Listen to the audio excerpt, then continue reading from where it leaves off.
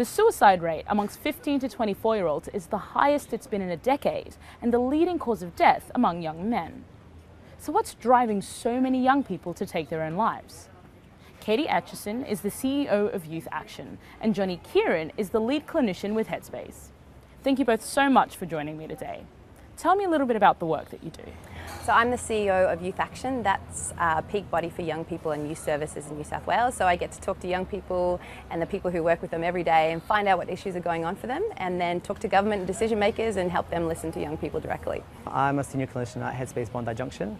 I provide individual and group therapy to young people. There are 96 Headspace centres across the country, and Bondi Junction is one of them. So we've just sort of heard and seen a really terrible story about suicide, and you both working with young people but in different kind of ways and in different spaces. Has youth suicide been something that has been seen to increase, and why is that happening? Yeah, we've seen a really strong increase in the last 10 years of youth suicide, and that's particularly prevalent in the Aboriginal community, also with rural and regional young people, and in the queer community as well. So there's some serious, significant issues that are happening for young people in Australia, and the suicide rates are showing that we really need to kind of address this. Certainly within rural and remote areas, there's not enough access to mental health services. Another big part of it is that with social media, young people are experiencing bullying and a lot of torment through that. There's also, I guess the notion that the exposure young people have to suicides around them can create a contagion effect that can also increase the chances of further suicides. Youth unemployment in rural and regional areas is sometimes 5 times that of the general population. Also, education opportunities for these young people is really minimal, particularly the further remote you go. So young people need to see their value in the community and their place in the community, and often what happens is that for young people in Australia, and particularly in these rural communities I should say, is that we're not actually seeing these young people having a place, that they don't feel like they have any value, they don't feel like they have a place, and therefore suicide becomes more of an option. And it's not the option. This is a preventable crisis, and we need to sort of start intervening now, I think. Going back to the story that we saw, one of the issues was kind of the fragmentation between different services. I mean, how does that issue present itself, and what are ways that we can kind of mitigate that? I think what we saw in that story is that there were wait times for young people. Like when they're in crisis, you can't wait 5 days for somebody to come and help you. So what are the assets that we have in the community to deal with the issues immediately? And then how do we actually get those services that are able to come into or are in the communities to be able to reach a wider network? And there is a need for us to really kind of look at the money that we have and the services that we have, and how can we better support these young people. But I think the story really clearly pointed out that we have some work to do. Why do you think is, in a country like Australia where there are so many opportunities, that our young people are feeling like they don't belong? What is unique about Australia?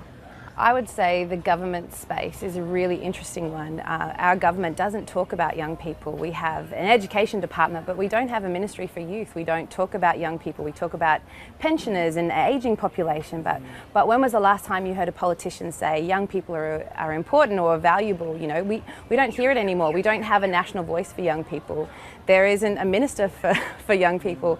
And there is this space of saying, if we keep on hiding young people in the background and we keep on ignoring them, what will happen? And what we're seeing is that young people don't feel valued, they don't feel like they're part of the community, and as a result they'll isolate themselves or they'll separate themselves from the community, and that's the absolute opposite of what we need as a country. There's a disconnect, we're a country that is young, and there's a lot of kind of growth here, yeah?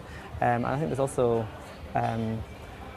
certainly coming from a place that was quite homogenous, and celebrating the diversity here. I think, young people are learning and developing ways to kind of communicate with different groups, and we need to enhance that more. It's about kind of learning from each other and the different cultures that we have in Australia. I think that does play a part, and this expectation of what it is to be an Australian, because that's really, there are a lot of people in Australia who were not born here, myself included. A lot of young people I meet feel that they don't belong in what is to be normal Australian lifestyle. We need to review what it means to be this notion of masculinity with young men, and you know what it is to be a woman as well, and be empowered in that sense of being able to talk about what's going on.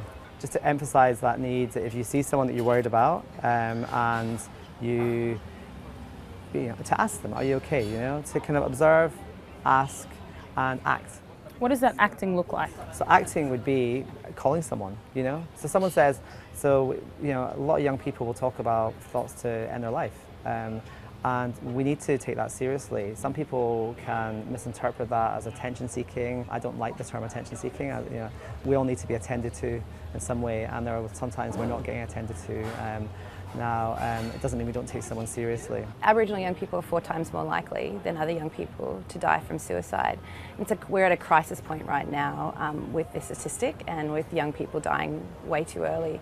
But it's a preventable crisis. We just need the supports in place for those young people to have options, to have the ability to seek help from other places. So I think we need to start acting now. This isn't just another sad story. This is something that we can do something about today. So if you know somebody who is in a space where they're not doing great, then you need to seek help. And if you don't know how to do that, then call somebody who does, and keep on calling until you get to that point. But make sure that that young person knows they're not alone, that you value them, and that there is something that's coming in the future, because there is hope for the tomorrow.